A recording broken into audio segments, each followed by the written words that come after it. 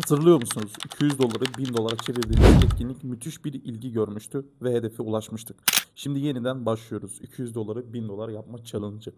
Bu yolculukta adım adım ne yaptığımı paylaşacağım. Stratejiler, analizler, gerçek sonuçlar.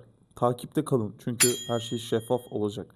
Hadi bir kez daha bunu gerçekleştirelim. Unutmayın arkadaşlar, büyük değişimler küçük adımlarla başlar. Güven, cesaret ve istikrar başarının güç anahtarıdır.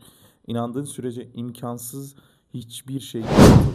Gerçek geçen sefer nasıl 1000 dolar ulaştıysak bu kez daha güçlü, daha tecrübeli, daha kararlıyız.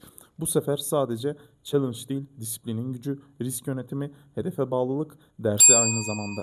Her gün küçük bir adım, her adım yeni bir sonuç ve her sonuç bizi hedefe biraz daha yakınlaştıracak. Haydi bakalım takipte kalın, seriyi beğenin.